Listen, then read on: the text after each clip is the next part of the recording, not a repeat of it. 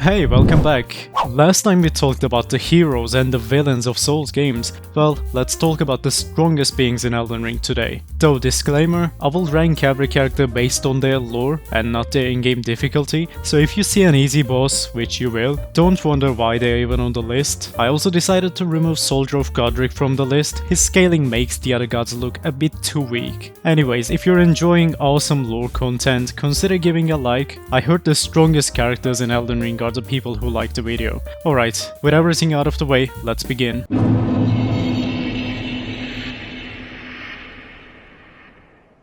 There are many demigods in the lands between, but not all of them are equal. Some are lesser beings even among the gods. Godric was a descendant of the Golden Lineage. A bloodline started with Queen Marika and Godfrey, but as much as Godric related himself to them, his bloodline was sorely diluted. He was barely a relative of the Golden House. Naturally, he was the weakest of the demigods, yet he was still accepted by the Divine Family. Shattering showed the true colors of all the demigods. During the chaos that was caused by the Shattering, all the demigods tried to steal a piece of Elden Ring. Godric, seen as lesser than all the others, was one of the first to act and steal a piece. He stole the center rune of the Elden Ring, which was referred to as the Anchor. His rune was arguably the strongest of all. Overnight he grew in power. From his mind to his body, he was completely superior to his former self. He became stronger, smarter, faster, and more resilient.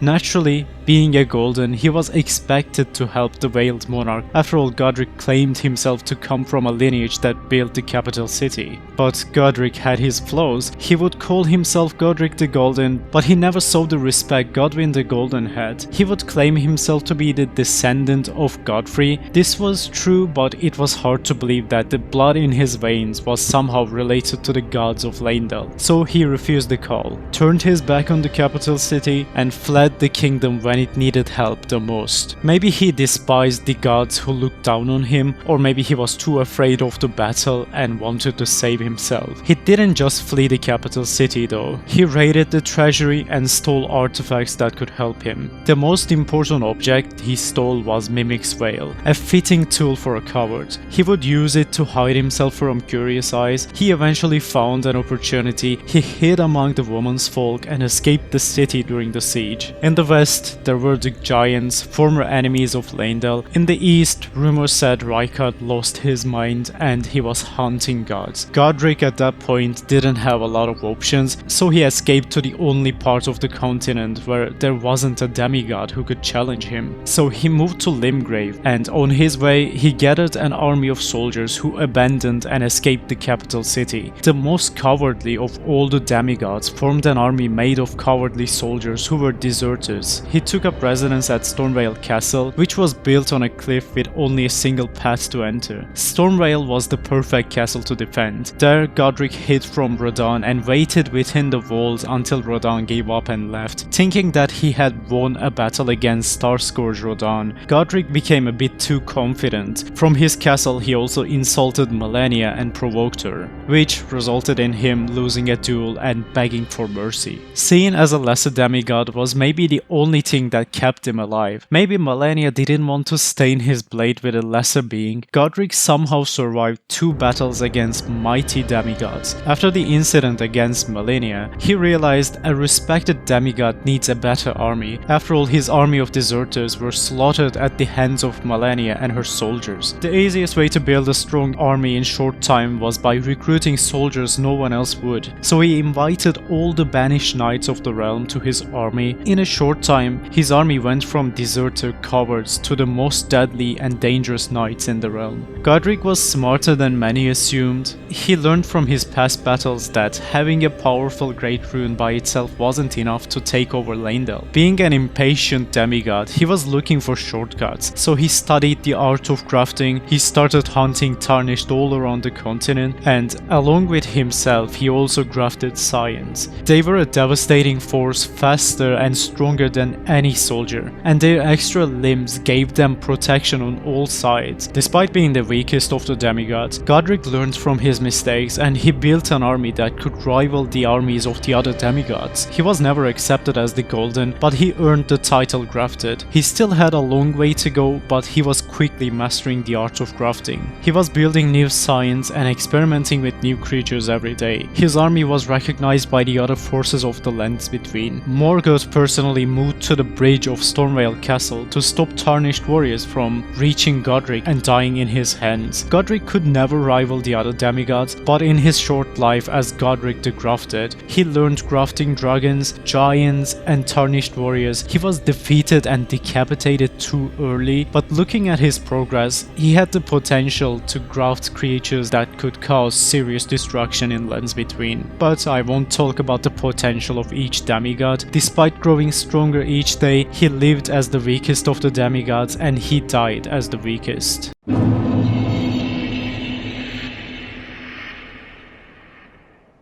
This next character comes from potentially the most influential and sinful family in all of Lands Between. Rykard is the son of Rennala, Queen of the Full Moon, and Radagon of the Golden Order. In his early life, Rykard became the head of the Carrion family and the Academy of Raya Lucaria. He had two siblings, Ranni and Radahn. While it isn't clear who is the oldest of the three, based on the portrait of him rocking a full-grown beard, and Radahn still being referred as a youngling at the time of his battle against Morgoth, we may assume Rykard is at least older than Radahn, but who knows, it is not related to his power scale anyway. At one point, Radagon leaves Rennala to accept the call of Queen Marika. He becomes the new consort of Marika, earns the title of Elden Lord, and takes Rykard along with his two siblings to raise them in the capital city. While Ranni and Radahn were not interested in the politics or the blessings of the Earth Tree, Rykard enjoyed his time in Leyndell quite a bit. Raised by his stepmother Marika, Rykard grew closer and closer to the Golden Order. When he was old enough, he became a justiciar within the Golden Order. He was trusted by Radagon and Marika, so with his new title, he took the charge of Inquisitors. He was ruthless and swift in his actions. Anyone who dared to oppose the Golden Order would end up in his hands to be tortured and executed. Just like any evil character, he also saw all Binarics as punching bags. Any creature who was refused by the Earth Tree's blessing met horrifying death in Rykard's hands. He moved to the Volcano Manor to continue his duty away from the capital city. There he built dungeons and developed his own torture devices. He began exploring the ruins within Mount Gelmir, and he stumbled on ancient hexes belonging to the previous occupants of the volcano. He studied the hexes. With the knowledge he acquired in his early life from his real mother, he created new sorceries infused with the hexes and the lava flowing on Mount Gelmir. Maybe this was a turning point in his life. He turned his back on fate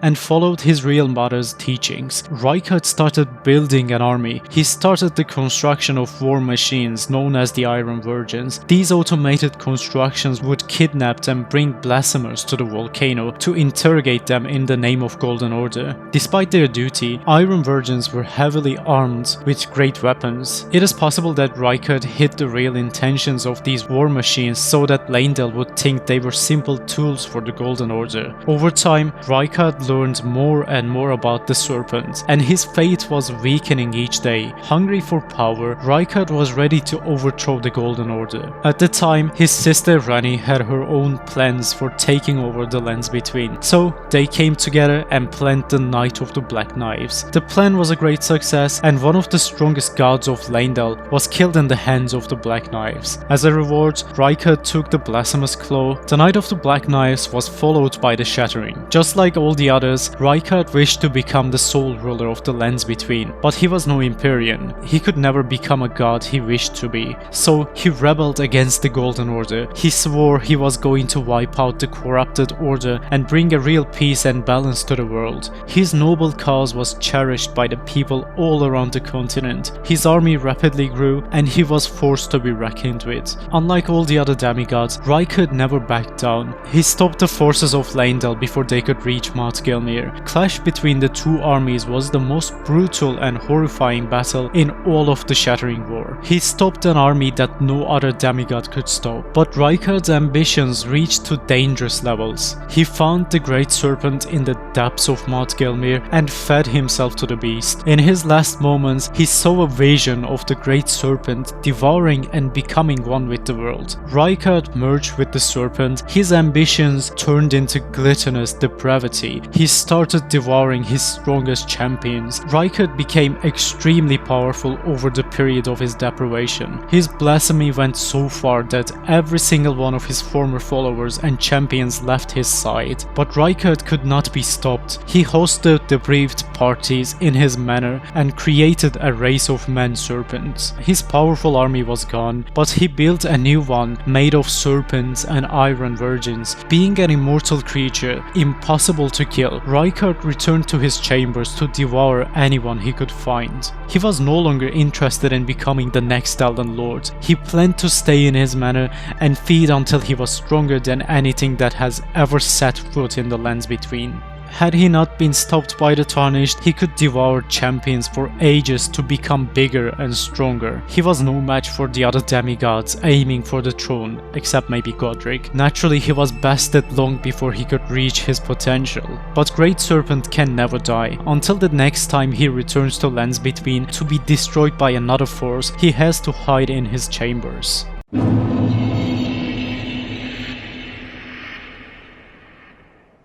In the world of the Elden Ring, some fought to become the Elden Lord, and some had greater plans. Just like Queen Marika, Ranni also wanted to be free from the puppet strings of the Greater Will. They wanted to control their own fate, but Greater Will is not the only being in the Elden Ring who shapes the fate and the future. There was another who just wanted to learn the basic gravity sorceries so that he could spend more time with his beloved horse. And with a domino effect, he gained control over the fate itself. Radahn was the son of Queen Rennala and Radagon. Just like his siblings, he was also blessed with a great potential. In his childhood, he wasn't interested in sorceries at all. Instead, he would look up to the first Elden Lord, Godfrey. He would train non-stop to become stronger, and he was more interested in martial combat than sorceries or incantations. He designed his armor similar to the Godfrey's armor, but he also wanted to represent his father, so he designed his helmet in a way to resemble the red hairs of Radagon.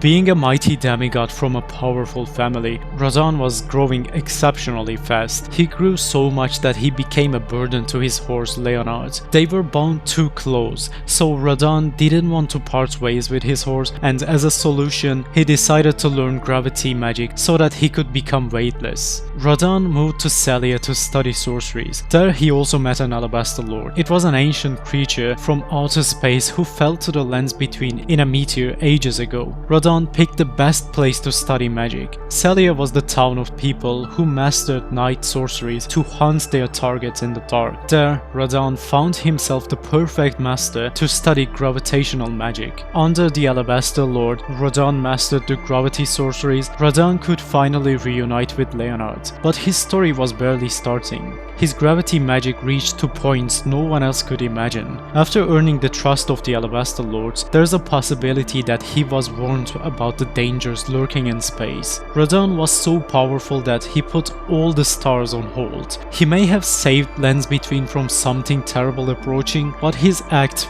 wasn't appreciated by the other demigods. Though this meant nothing for Radahn, he was the mightiest of the demigods, with an army that was loyal and powerful. He didn't need to convince anyone. Then came the Night of the Black Knives and the Shattering. Godwyn the Golden and Ranni died on the same night. During the Shattering, each demigod had their own plans. Miquella and Malenia wanted to bring Godwyn back to life. Ranni, in her new body, wanted to start a new age where she could save Lands Between and herself from the Greater Will. Mohg wanted to start his own dynasty with his own god. Morgoth and Godric wanted to become a worthy successor to God Godfrey and be the next Elden Lord. And Radahn, for the entirety of his life, looked up to the first Elden Lord, Godfrey. He wanted to become the next Elden Lord no matter what, yet he still couldn't let go of the stars. He put his duty before his ambitions. After all, whatever lurked within the stars was more dangerous than anything in Lands Between. Many armies marched to the Leyndell to take over the throne. Radahn's army was one of them, but at the time Radahn was still young and inexperienced in battle against the other demigods, so he faced an embarrassing defeat at the hands of Morgoth. But no doubt he trained and mastered his magic so that he could fight while holding the stars. Despite his defeat at a young age, he became the mightiest of the demigods. At least that was his title in the South Lands Between. After seeing petty demigod Godric finally form a powerful army, Radahn laid down a siege on Stormveil Castle to intimidate Godric and stop his progress. Godric was afraid of Radahn so much that he hid in his castle the entire time until Radahn left Limgrave. Radahn had many enemies. Ranni's fate was tied to the stars, and to become the goddess of the new age, she needed the stars to move again. In the north, Miquella needed an eclipse in order to resurrect Godwyn the Golden. The only way to end shattering and bring balance back to the world was by releasing the stars once again. Radahn knew something others didn't. He refused to release the stars, and he found himself in a situation against another demigod who was also considered to be the mightiest of all. Radahn's armies clashed with the forces of Haligtree. In the end, Malenia and Radahn were the only ones left standing. One was holding the stars while the other one was holding the curse of the god of Roth. Both were heavily encumbered by the responsibility they carried. They were locked in a stalemate. Until Radahn died, world could never heal. Malenia launched the suicide attack, impaled them both, and partially released the rod she has been holding back since childhood. Battle ended in a draw. Both demigods were heavily crippled. Malenia passed out while Radahn lost his mind and burned from within as a last resort to push back the rod. Radahn was loved by his army so much that they organized a festival in his name to give him a proper death. When he was finally beaten by the Tarnished, the stars were once again free. Ranni could finally rise as the goddess, and Godwyn could finally be resurrected at the cost of terrifying monsters from outer space being free once again.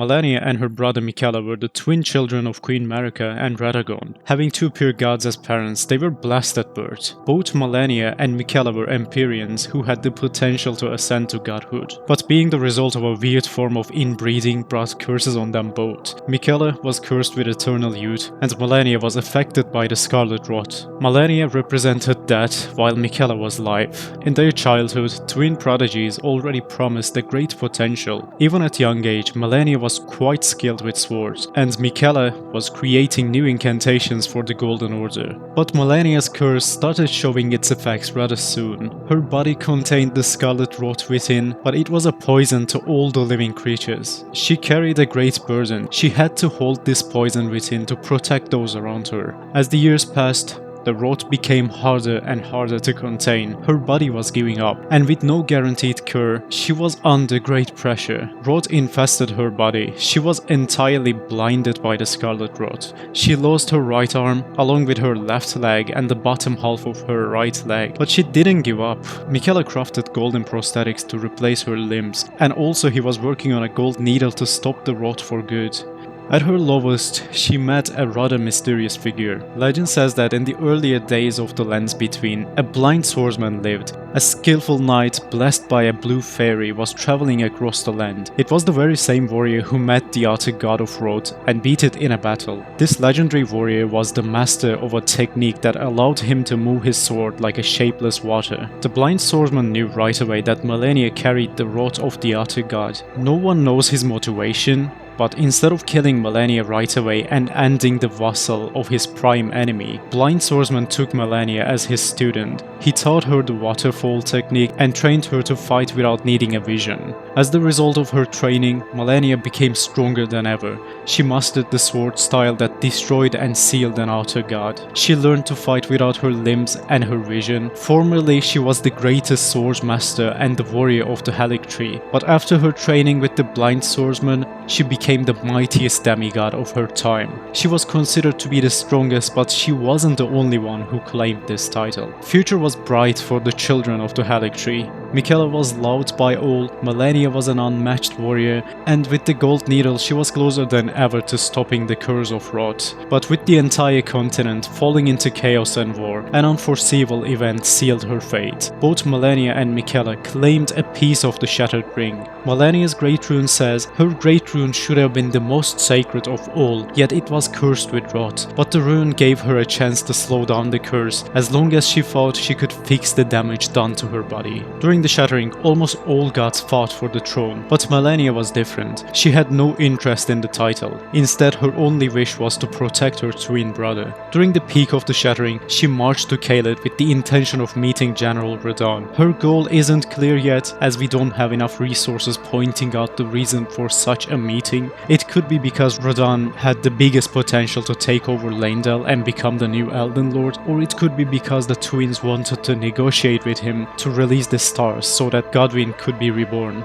Either way, Malenia had to meet with Radahn to convince him, whether by negotiating or by force. Going south, she had to pass through Limgrave, where she was taunted by another demigod, Godric the Grafted. Godric was always seen as a lesser demigod. He wasn't related to Marika, and his cowardly acts were known all around the lands between. After he insulted Halictree along with the twins, Malenia could no longer ignore the taunts. While on her way to Caelid, she engaged with Godric's army. Her skilled knights destroyed the pathetic regiments of bandits Godric was calling his army. Godric thought his Great Rune would help him against Malenia, but she was too fast, too precise and too deadly. Malenia completely destroyed Godric in a duel, but unlike many assume, Malenia is a merciful demigod. She spared Godric and marched to Caelid. Two of the greatest demigods were against each other. They both fought with a great burden on their back, and the battle was fierce. It came to a point where Malenia had to sacrifice herself. In her story, Radahn was the villain that needed to be stopped. Malenia impaled both Radahn and herself with her sword. For the first time in her life, she stopped holding back the rot, and she bloomed for the first time. A magnificent Scarlet Aeonia ended the fight in an instant. Caelid in its entirety was destroyed by the bloom, and both General Radahn and Malenia lost themselves with the Scarlet Rot let loose into the kingdom.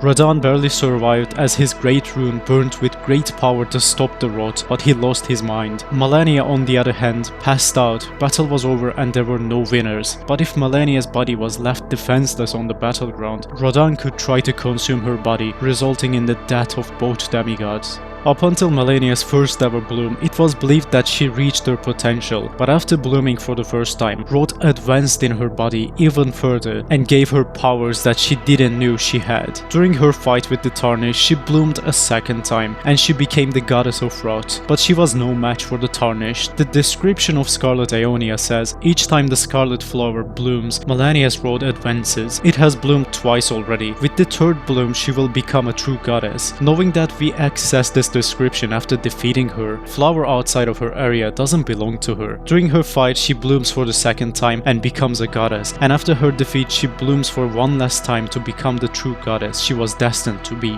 Knowing that betrayal makes her stronger, there's a chance that Miquella wasn't really kidnapped by Mohg, but he was rather playing his role to betray Malenia and bring her bloom to its maximum potential. But as I said in the Godric's part, I won't rank them based on their potential, so if we ever see her true form in the upcoming DLC, I will most definitely return to this topic, but for now she is slightly above Radahn, because during the timeline of the game we experienced, Radahn lost his mind and most of his power, while Malenia was reborn as the goddess of rot.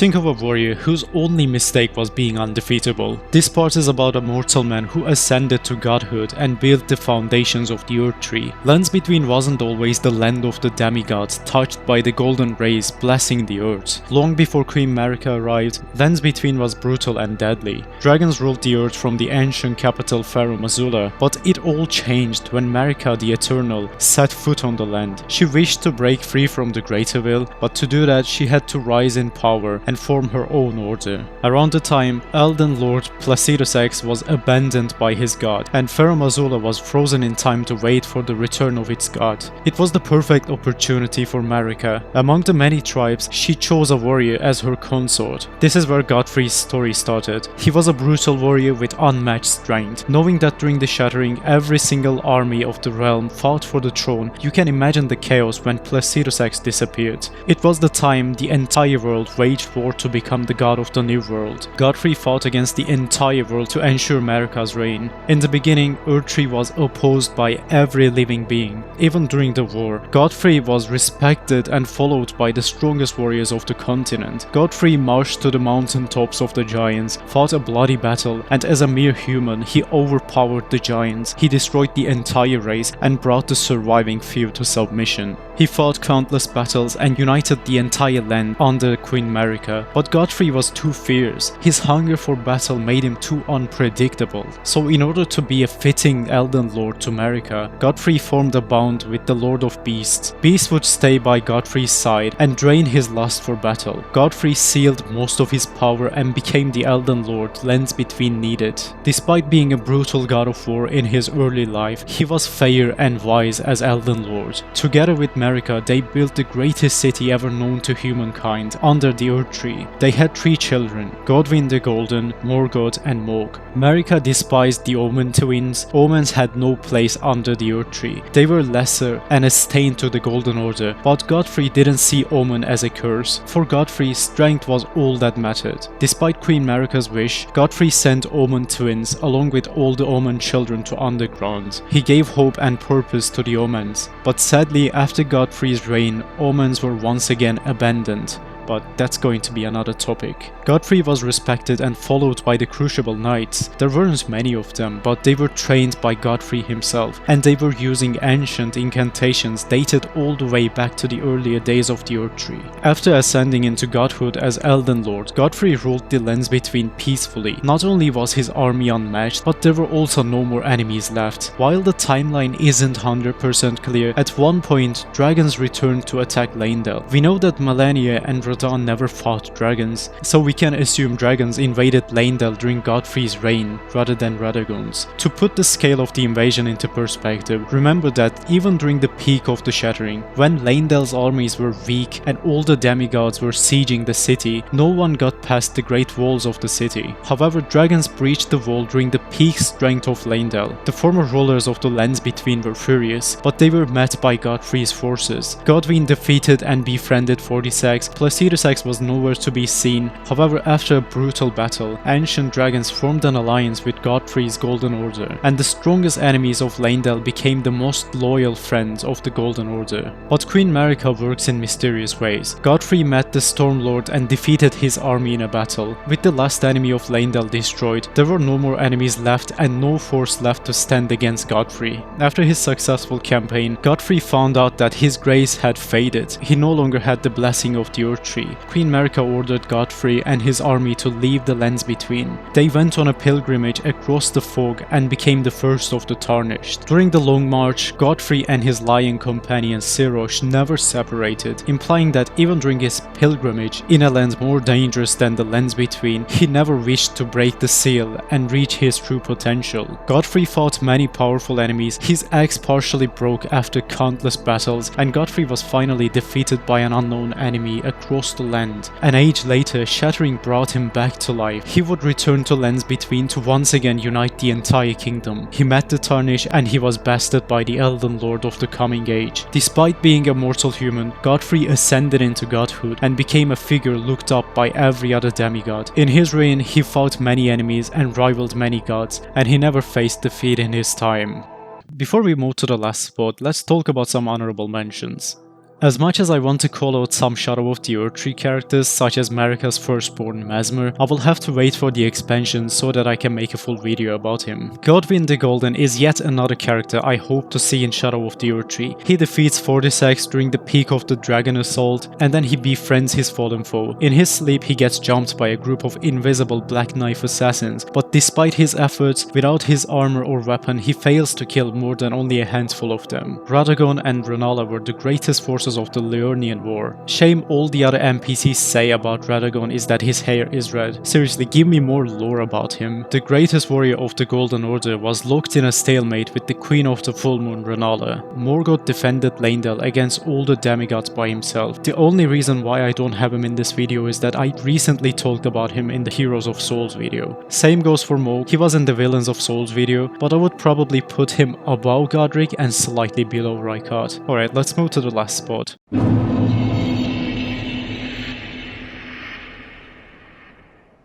Elden Ring has many characters who ascended to godhood and displayed great acts of heroism. There is one character who, despite being a mortal, challenged gods and stood against some at their peak. Malekith is half-brother of Queen Marika. He is a shadow-bound beast, the personal guard of Marika. In the early days of the Earth Tree, Marika eliminated her rivals one by one with the help of Godfrey, but there was one force who proved to be too dangerous for even Godfrey himself. At the time, the Glowmite Queen held the Rune of Death. With control over the living, she was the most dangerous and strongest force in the Lands Between. Her existence meant Marika could never truly become immortal and rule the Lands Between as the goddess she wished to become. This is where Malekith comes in. Being a rival to Death itself meant Marika had only one chance. If she failed to take over the Rune of Death, the Glowmite Queen would have no reason to not take her down. Marika picked Malekith as her champion against Death rather than Godfrey, who proved himself in battle many times. It was but one shadowbound beast against the Empyrean goddess, with an army of godskin soldiers. The Glowmite Queen and her soldiers were masters of the true Black Flame, a power strong enough to kill gods with ease. Without the blessing of an outer god or any special feats, Malekith defeated the queen along with the godskins. As a mere mortal,